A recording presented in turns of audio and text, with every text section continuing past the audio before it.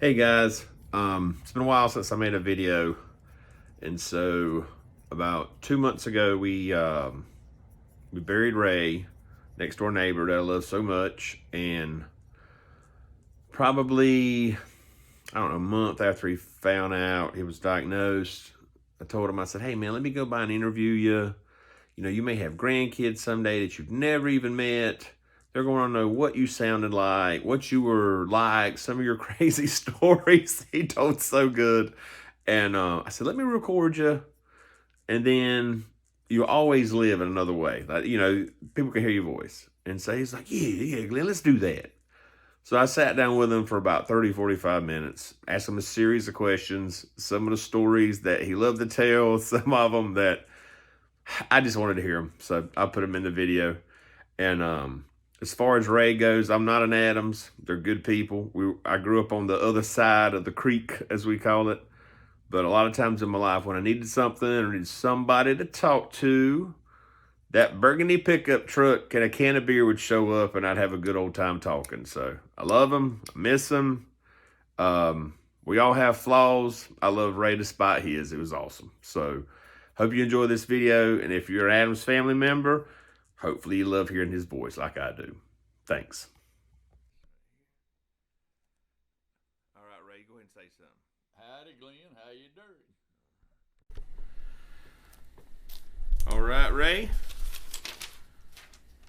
I want to know what your first memory growing up was. The earliest you can remember thing, even if it's something so small no one would understand it. What's the first thing you remember? I always loved to fish, Glenn, and we stayed in Johnson County, and there's a little stream went by the house, and I would get straight pins from Mama out of her sewing kit, make little fish hooks, and get pieces of biscuit and go down there in that little old creek and catch little old, we called them branch fish. I don't know what they were, about that long. And I had them in jars sitting under a shelter there. Now that was mine. And I moved away from there when I was 5 years old, so I had to be little. Gotcha. Okay. What was life like growing up on a farm working with your mom and daddy? Well, Daddy was in other words, everything had to be just like right with Woodrow, you know, and Perfectionist. Yeah. And if we had a group of people working or something when we were small, your Uncle Larry and Uncle Jimmy helped us, and you know, we got along real good and everybody was happy. Got up early in the morning, take out the back and work all day long, but we had something good to eat. I can tell you that. Who cooked it? Your mother cooked when we were over that way, and my mama cooked when we were this way. What was your favorite meal your mama made? Ham and eggs and homemade biscuits. And that was country cured ham. Explain it to me. We killed the hogs. And done it all at home at that time. Put them in a vat and got the hair off, got the intestines out, and cut them up. Ground our own sausage and dried on lard and all that stuff. And Daddy, we take the hams and put them in we called it a smokehouse, but it had a cement floor in it. And Daddy would lay them things in there on old burlap sheets and cover them with salt. And every day he'd go in there, and if there was a skint place or something where the salt hadn't covered, he'd put more salt on it. And they laid there for approximately 2 months. Before you'd eat it? And then we'd get it up, knock the salt off of it, and put borax and black pepper. Rub it down real good with that, and then hang it up, let it air dry. But Daddy would go out there once in a while with his old pocket knife and just cut him off some, eat it. You know, it wasn't raw, it was really... Yeah, it was salt cured. Yeah. He couldn't hurt him. That's right.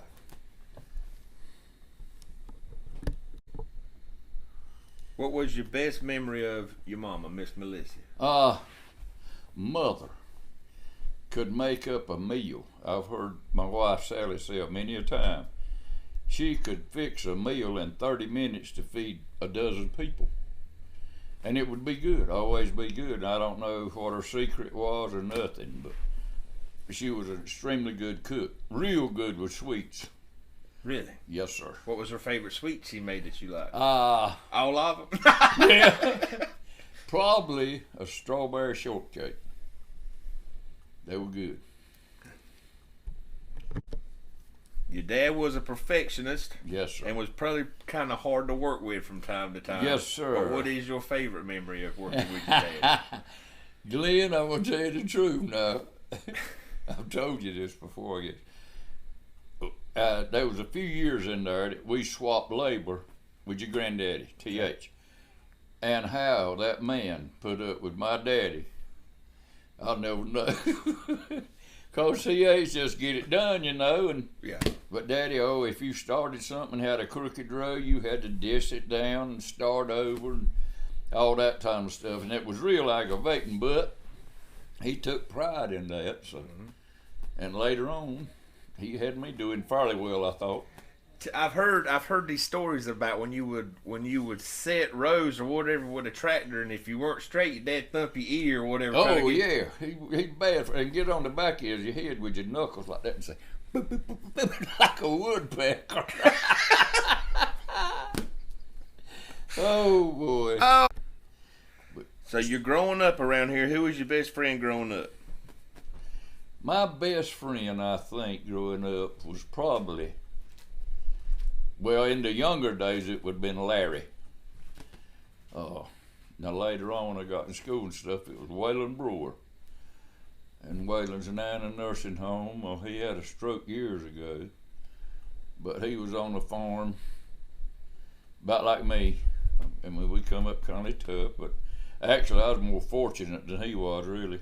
Didn't Waylon live back there behind Larry Bagley's store? At one, yeah. Yeah, he used to be one neighbor when we stayed across from Jarvis's. I know Waylon. Yeah, good dude. Well, he was one thing about old Waylon, if you got in a fight or something, he'd be there with you. He didn't run, I can tell you that. Brewers like to fight a little bit. Yeah. No. All right, so you've grown up on the farm. Now you're in your teenage years. What was the teenage Ray Adams like? What was the average day? What'd you do? Well, they say I was mischievous. But back then we got along, you know, you could do a little something that won't right today, I reckon, but the teachers would kind of let you slide, you know. But I was athletic. I liked to play ball. I liked to fish and hunt. But I had good friends, it seemed like, everywhere I went. You know, everybody was friendly back in them days. And I had a good time. I'll put it that way. So, I'll edit out when I'm talking to you, whatever. Do you remember you telling me a story about maybe brought a pack of cigarettes to school or whatever, and everybody got in trouble and Hugh Stanley didn't? Take over from that. All right. Tell me that story. I was in the second grade, and I walked to school. South River School was about a mile from the house. And I'd walk back and forth, and a lot of times I'd have a turtle or a frog or a fish that I had got, you know. But anyway, somebody out of our class would go to the little store down there, Godbolt store. And if somebody had a nickel or something, you'd buy a piece of candy or this and that and the other. And I swiped a quarter out of Daddy and Mama's box before they paid the hands. And we all decided, a bunch of us boys, about 4 or 5, we were going to buy a pack of cigarettes. Me in the second grade. You Stanley in the third, but we were in the same rooms. But he was right in there with us. And got them cigarettes and went back to school. Pack of Camels. Went to the bathroom, had the box of matches and all. Well, we had decided that we were going to tell the principal that we got them off the high school bus. All right, we all agreed with that. All right, we were in there just puffing. Now, the principal was a Ms. McMillan. And we were in the boys' bathroom, and they said, well, she probably won't even come in here. We had the whole room full of smoke, boy. We were burning them cow. And she hollered, knocked on the door, and reckon she walked in. Don't know what we were doing. Told her we'd found a pack of cigarettes on the high school bus and we fired them up. Everything fine. I come home that day. I believe it was that day. It might have been the same day. Anyway, one afternoon I come home and Daddy and Mother was cleaning up what we called a new ground back then behind the house. We stayed over there where Thomas Halstead now. And Daddy was cutting down little old black gum trees, and he drug one up there about 8 foot long. He said, "You got to go to Hugh Stanley's and apologize." I said, "Apologize for what?" He said, "You know what I'm talking about." I said, "No, I don't know what you're talking about." Well, he told the principal or his mother, and she told the principal that I had went down there to the store and bought a pack of cigarettes and brought them back to school, and we were all smoking on them. And I said, "Okay." I said, "Yeah, that's what happened." And he took that switch out of the tree and followed me to Hugh Stanley Methodist, which lived right across the creek, 100 yards. And I knocked on the door, and when he come to the door, I said, "I'm sorry," and turned around and left.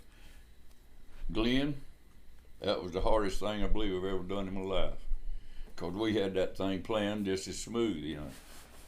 Turn right on. True. Never forget it, bud. I mean, I hate to say it, but that's the truth. All right, Ray, when you were a teenager playing sports, what sports did you play and what was your favorite one? My favorite, naturally, was basketball. I played that 4 years, but somehow or another in the 9th grade, the coach at that time put me on the team. I didn't play much. We had a JV team, and I played that. But I did ride on with the bus to go to varsity games, just to observe, I guess. But after that, in the 10th, 11th, and 12th, I played a lot, and I enjoyed it. I think one year I think, Glenn, I can't remember real well. I know one year I was second in the county in scoring, and one year I was first, I think, and they voted and I was the most valuable all-around player in Cumberland County. That was my senior year, I'm pretty sure. But you know, things like that you remember. But I love baseball too. We didn't have football. And the first baseball game I ever played in high school, my wife's cousin, Mickey Wade, was a real good baseball player. And our catcher was Freddie McDaniel, and he, for some reason or another, I don't know whether it was academics or what, but he got kicked out for a while. And the coach said we needed a catcher. Well, I didn't know much about baseball. I had never caught nothing behind the plate. And I said, "Oh, hey, I'll try it. You know, I just want me a spot." And I got back there and done fairly well. But the first game we ever played, we played Grays Creek. And there was a big, tall pitcher from down there. And it seemed like his last name was Martin. I forgot what Martin, but they had, back then, Fayetteville Observer had big write-ups of high school players. They had a picture of him in there. He probably wouldn't be defeated the whole year.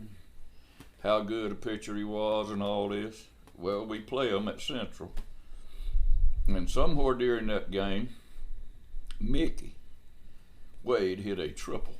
Now, he was on third base. And there was 2 outs. And I come up to bat. And that old boy could throw it hard. He fired one down there somehow or another. I just didn't get the bat on it enough. It went over third base and Mickey scored. And we beat him 1-0. And that fella sat down on the mound and cried. Grown boy. That's the truth. Yes, sir. What was your favorite place to go hunting? Right here in this neighborhood. We had a lot of quail when I was growing up. And I loved to quail hunt, and I loved to eat them too. That's the best meat I ever put in my mouth is a quail. And Daddy's brother was a preacher in Irwin. I was probably, I guess, early teens, 12 years old or something, and some man gave him a bird dog. He didn't know where to keep the dog, so he gave her to Daddy. And her name was Pat. And the first, I believe it was on a Sunday afternoon, it was Sunday. Me and Daddy took the little dog, she was probably 6 months old, up there in front of the house. And there was field larks landing in the field roosting at that time. And that little old dog hadn't had no training or nothing, but she'd run around and point them field larks, little old puppy. And me and Daddy was talking about how pretty that was and how smart that dog was. Okay, we tried to get her to come to the house. She wouldn't come. Daddy picked her up and carried her about halfway and put her back down, thought she'd come on with us. Went right back to hunting them field larks. That was the best bird dog I've ever had any dealings with. And when I was in high school, I would come home afternoon and have to feed. I'd normally fed the cows and the hogs. And then if I had any time left, I'd go with my bird dog, go hunting. A lot of afternoons I would leave the house, walk down behind your granddaddy's all the way to Eldridge Vans and back. Now, it was getting dark when I got back, but I could kill 6 or 8 birds every day. Now, I enjoyed it, boy. And shells was cheap, you know. Yeah. What's your favorite place you went fishing? What was your Outer favorite fishing Banks, spot? Portsmouth Island, in the saltwater line now, and Rogers Pond in the freshwater line. Any good stories about catching anything big at Rhodes Pond? I caught the biggest brim I ever caught at Rogers Pond, yeah. How big was he? He weighed 30 ounces. And if I'd have known that he'd have weighed 30 ounces, he'd have weighed 32. I'd have put a 2-ounce sucker in his mouth, belly. But I didn't think he was that big, but yep. My first car I bought from Royce Dale. It was a 56 Ford that come with automatic transmission, and he had it changed over to a 3-speed. And of course it was wore out, but anyhow I bought it. That was my first car. And that thing would run at top speed. I never was outrun at top speed, and he said he won't. But the Drawhorn boys over here, they were right steady getting a Buick or a Chevrolet or Oldsmobile, and they were gonna outrun me. And that's when 95 was just getting partly completed. And we'd get on 95 and take off with them things. And one time we started at Eastover and come to Central School, 13 exit. And I had, you took your breather off and all that where it'd get aired. I had pulled off the road there at 13 and had my hood up, put my breather back on when they went by under the bridge. Shoo, I was that far ahead of them. Oh boy. And then I had a 64 Fairlane Ford. What do you call that? Dog, I forgot what engines was. 289. Okay. And it was pretty good spunky getting off. Now, it wasn't nothing at top speed, but I enjoyed it. It was a 3-speed. And then I got a Chevelle. I want to say, it's a 64. I want to say about a 68 or 9, 396 4-speed. And I had a pretty good time with that. But it wasn't but 325 horsepower. That was the little. I might have had a 350. I didn't get the big one anyway. But Okay. that was my muscle car right there. I wish I had it today. All right, tell me about you meeting Sally. Okay, we were in high school together, and I don't know, we were both friendly people, and she played sports, I played sports. I don't know, we just kind of got together a little bit. But right there to start with, I had my 2 girlfriends. I had another girl, Her name was Brenda Heath, pretty girl too. And I'd go to Brenda's house. No, I'd go to Sally's house first and stay from about 7 to 9. Then I'd go to Brenda's house and stay from about 9 to 11. Then I'd come home. Well, that didn't work many months. I finally got caught. So, I don't know, me and Sally we got hit it off, and we've had a good life, got good young'uns, good family, and we just been blessed all the way around. When you saw Sally the first time, what'd you think? She was too little, like Daddy said. Okay, what'd your daddy say? Go back into that.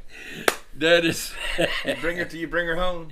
I brought her to the house, and when we left, when I got back, Daddy said, "You ain't planning on marrying that girl, are you?" I said, "Well, I don't know, Daddy. We just started dating." And he said, "Well, don't bring her in this farm. She ain't big enough to do no farm work."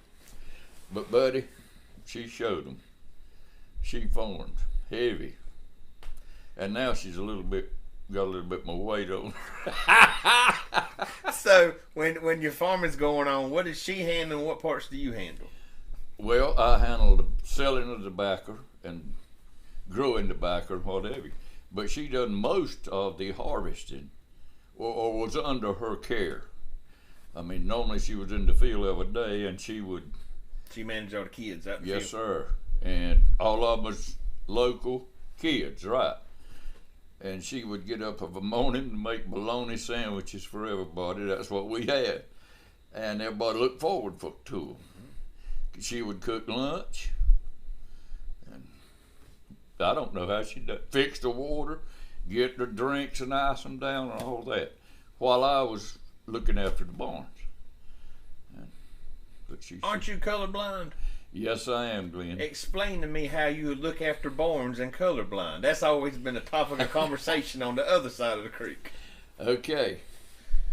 Daddy wrote me down a schedule. And I got a book from State College. And it had a schedule on curing time now. And what you need is your dry temperature and your moisture. And I kind of combined them two, which there wasn't a whole lot of difference. And I cured it by the hour. I didn't even look in it. And I'd carry some to the market, and they would talk about how pretty it was. Excuse me. And then I'd carry some, and they'd say, "Well, it's green." It all looked yellow to me. Right, because you're colorblind. Yeah, right. But I cured it by the hour, and I was blessed on that end, too. Did you ever have a problem with raw stems and stuff, or no more than just normal? No more than normal. Sure did. That was what we fought most of the time. Grandpa's kind of impatient, you know. Yeah. Did you one more time? What is the best part or memory you have about farming? Or if you was to tell somebody to be a farmer, what's the best part or reason why they need to be a farmer? Freedom and harvest time. Being able to have a minute to go hunting and getting a paycheck. That's it. Freedom now, but that's the only reason I farmed, I feel like. Was I just love to hunt and fish and be out in the open. And more or less, I mean, I wasn't my own boss. Daddy was till he quit. But he was a good one, and he left me with a lot of important information and that type of stuff. But freedom is the main thing. What was the worst time in the history of your farming to be a farmer? Was it a bad year? Was it a bad event? Was it just a bad economic time? It was a bad year. Tell me about that year. I don't know what year it was or nothing like that, Glenn, but I had stepped up my farming operation a little bit. Daddy was still farming at the time, but I took over right smart of it, and I planted over 100 acres of corn that year, which back then was a pretty good corn crop. And I didn't pick one grain. And I'd never planted another field corn again, never. What happened? It dry So weather. Couldn't beg for a drop of rain nowhere. No, sir. Couldn't even sweat if you wanted to. And the newspaper come out and interviewed me, and we walked in the cornfield, and you could pull them old shucks back, and there'd be a little old nubbin sticking there about that long, they won't nary grain on. Just a It was that car. dry. And something else, there was a truck driver, and I don't know who it was now, that come by, and he said, "You got the prettiest corn crop on the East Coast." He says, "I travel all up and down the East Coast." He said, "You got the prettiest corn crop this time of the year on the East Coast I've seen anywhere, and yet I didn't pick a grain." So it started out good, and when the Yeah. water cut off, it cut off severely. That's it. When they needed it, couldn't get it. All right. Tell me the story of your daddy and the Ford 5000 tractor. Well, Daddy bought a 5000 Ford. And I was a John Deere man, you know. I wanted that poop, poop, poop, poop, poop, poop. But then Daddy bought that Ford. And that thing turned out to be a very good tractor. We plowed the backer with it, set the backer with it, back then 2 rows at the time, and it didn't burn nowhere about the fuel that a John Deere burned. But that was the 5000. Now, let me tell you about the Alice Chalmers. Oh, I want to hear about the 5000 when you talked to your daddy about the tractor, and he says that tractor lasts as long as I do. Yep. That's what he said. I said, "Daddy, them things wear out fast." He said, "Son, that tractor right there lasts as long as I will." Yep, remember that well. And it did. I mean, of course, Woodrow looked after his stuff, buddy. But didn't he pass, and then a few days later that thing magically caught fire? And... No, that was Dallas Chalmers. No, that's the Ford did that. Did it? Yeah. We'll do that later. Okay. We'll cut that out. All right. Tell me about the Alice Chalmers. All right. Daddy bought a little old 1-row 50-40 Alice Chalmers to spray the backer and pull the backer trailer and stuff with. I didn't like that either. I said, "Daddy, that thing there, shoot, it won't last no time." He said, "Well, I can buy 2 of them for what I can buy 1 John Deere for." He said, "Let's see how long it lasts." And yeah, Daddy was dead. I don't know how old it was. It was years and years. Probably 25, I don't know. And Duck was driving it over yonder at Dwayne Mathes's. And it caught fire, and he got off and run. And it sat right there and burned up. Something shorted out. And, Tractor was rolling after that. oh, yeah. I junked it and sold it for junk. I don't know what I got for it. But that was the one that Daddy said was so. I mean, I told Daddy it was so sorry. He said, "I can buy 2 of them for 1." Tell me about the day you were checking the fence line and shot yourself. Oh man, I'll never forget it. October the 10th, 1964. I had a single action Colt 22 stuck down in my belt. And if people don't know about guns, a single action, you have to pull the hammer back for it to fire. And I had shot the thing a few times. I thought pretty good with it. I could hit a penny matchbox at 15 yards right regular. And for a pistol, you know, I thought that's pretty good. And I was going around the electric fence that Saturday morning swinging a bush axe, you know. Had on an old raggedy coat with the pockets tore off and I don't know what all. And I saw a crow up there in a pine tree. I said, "I'm going to shoot that crow." I reached down there to get my pistol and pulled the trigger. But the sight got hung or something. I yanked it 2 or 3 times. That thing said, "Pow!" I said, "Oh, my powder burns on my belly or something." Didn't hurt. It felt about like a briar had nicked your skin. That's all it was. And I said, "Dang." I looked at my old raggedy coat there and there's a hole in it.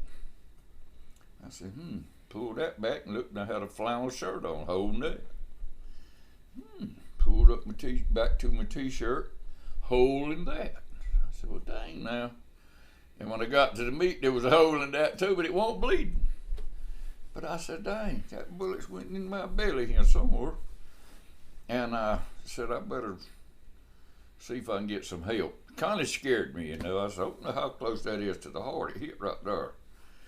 And I started running to this little house here on the hill where there's some blacks stayed in to help us farm. And before I got to it, though, my left leg, I lost the feeling in my left leg. Excuse me. I told a little black girl come up there, and I said, her name was Mary Jane. I said, Mary Jane, go tell Daddy I've shot myself up here. And I had that 64 Ford at that time, and I had what we call cutouts on it, out of the manifolds up where, with caps. And I had took them off on the Friday night, and it was wide open, Nice and loud. Yeah. And I told her to go tell Daddy that I'd shot myself, and she took off across the disted up backer field from that house down here to that barn. And I was looking at her tracks as she left, and she was kicking up a dust. And I said, if when I come back, I'm going to see how far apart them steps are, because she was legging out. Mm-hmm. And then I went to hollering. I got to hurting a little bit. Went to hollering for help. And your granddaddy, T.H. Johnson, and Sidney McCoy was working on the other side of the creek, and they heard me. And they said they knew I had a problem. Grandma heard you first, yeah. Well, they come over there and picked me up and toted me to the house on the hill. Well, about the time they got to me and started hurting, I heard my old Ford crank up. Whom! Here comes Daddy up there. And Sally was in there with him, because she knew something was wrong too. And first thing Woodrow said was, did you mean to? I said, no, I didn't mean to. We got in the back of that old Ford, and we started the Cape Fear Valley. It wasn't run but 105 where I do. Grandpa was driving, wasn't he? No, Daddy was driving. Okay. Your grandpa and Sidney stayed, but they were there soon. They were right behind us, I reckon. But Daddy was driving, and we crossed them railroad tracks there, what used to be the Pepsi-Cola plant. And by then, I got to where every time I do like that, I'd say, oh. And I heard Daddy or Sally one say, there's a highway patrol, maybe they'll lead us to the hospital. And we went by them, and I raised up high enough, looking, Daddy, it was on 105. I said, Lord, have mercy. We hit them railroad tracks, and it said, boom, boom, boom. Daddy said the highway patrolman pulled off and got out of our way. Didn't even try to come after us or nothing. I reckon scared him to death. We got to the hospital, and that was about 9:30, the best I remember. And Sally said they didn't do nothing to me till about 1 o'clock. They thought that I would die. And I was filthy and dirty, had cow shit all over my shoes, Working. Yeah.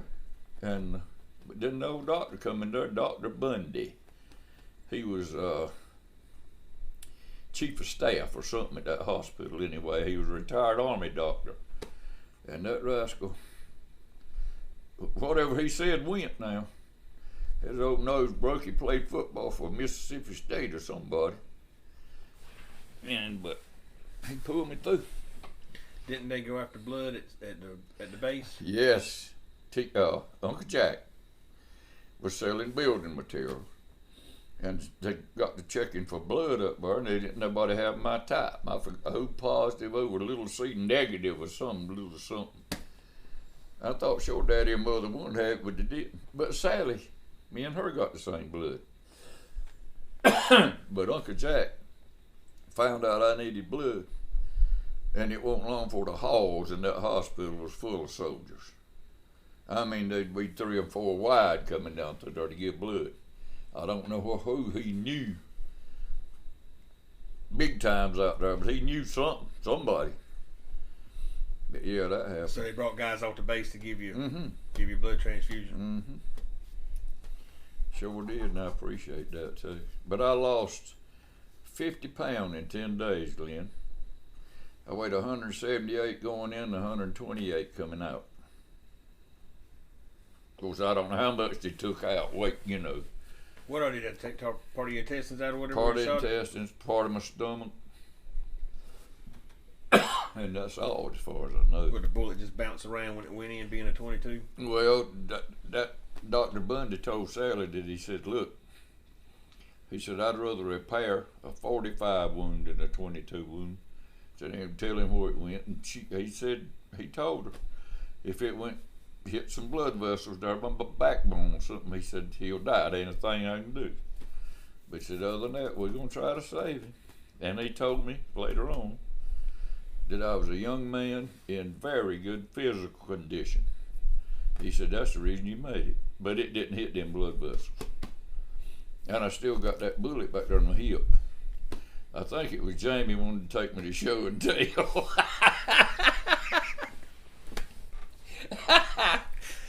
Oh. If your great grandkids that you've never meet see this video, what would you like for them to know most about Ray Adams? How dang ugly I am. Look at them years. My granddaddy's name was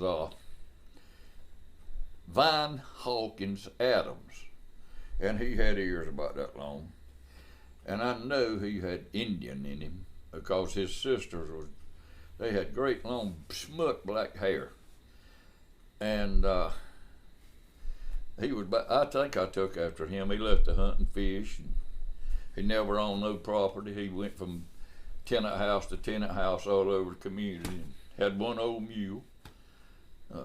And I told some of them that his daddy, which was my great granddaddy's name, was Big Chief Shitty Britches Rundown Leg. I said, you can smell him before you see him. That's a good end on there.